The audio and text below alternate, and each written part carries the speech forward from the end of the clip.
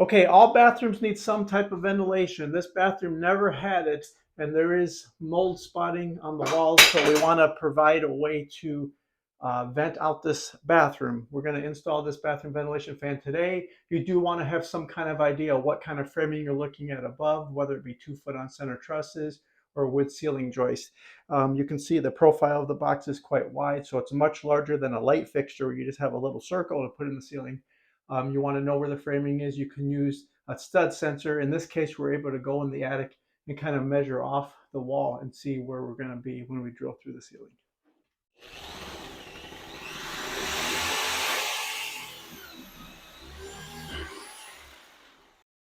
Okay, so we found our drill mark. This is an older house with wood lath plaster, so you want to be careful not to put any weight on that.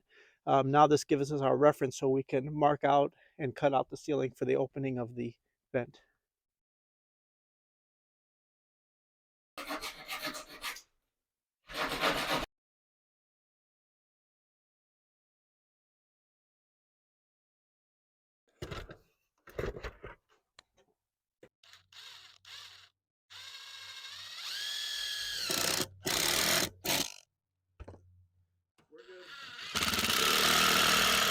All right, you can let go.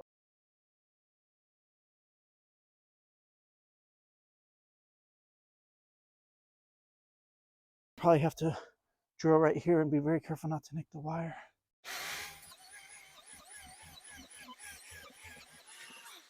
All right, back down and let's turn off the power and pull that switch.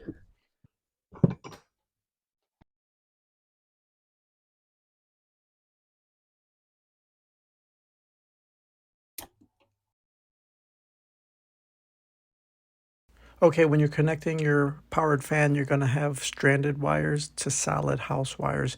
When you're connecting these dissimilar wires, you want the stranded wire a little bit out in front, a little bit proud of the solid wire. That way, when you put the electrical cap on, it will bite in tightly.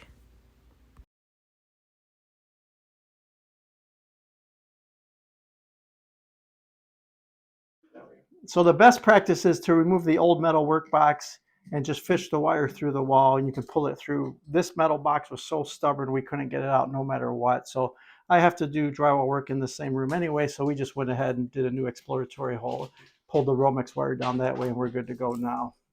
Don't like to do it this way, but in the end, I don't think it'll slow us down any. So now we're just preparing the new wires to tie into the old work, so the switch will work for everything in this bathroom. Depending on your bathroom vent fan, you can separate light and vent function. In this small, simple room, we're just going to keep it all on one circuit, one switch.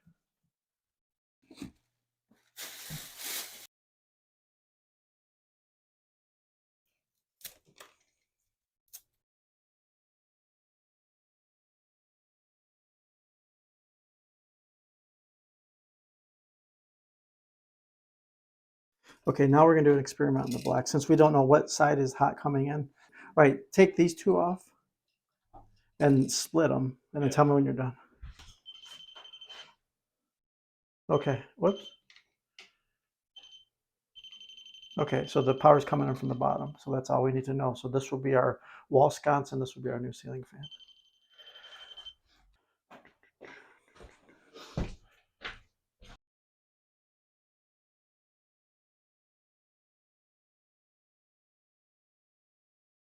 Okay, now we got to fold it all back in this monstrosity.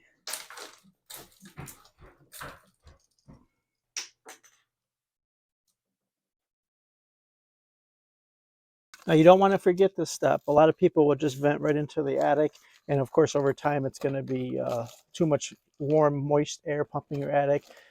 You can have mold growing in the attic. Now if you have a very exaggerated climate, very hot or cold temperatures, you might want to use a better insulated duct for this so you don't have condensation forming. But you do want to vent your bathroom fans all the way to the exterior. You can even use foil tape if you want a real good seal on there. That looks like that fits great. And then we're going to use zip ties to hold it on tight. Here we're locating the placement of the bathroom vent fan. We did double check both sides of the wall to make sure there's nothing in the way, nothing obstructing. 4 inches, the most common size for your bathroom vent fans. Here we are placing it in the hole. On the outside, you do want to caulk it in place and screw it to the siding.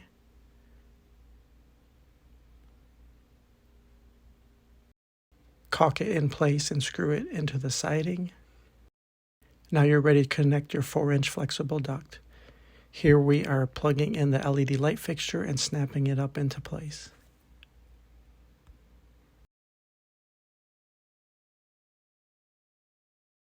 Bathroom vent fan, it's good to have two guys because you can have one guy up top and one guy down below kind of helping each other locating things. With two guys, you could do it 1 to 2 hours pretty easily. Good luck. I bet you can do it yourself.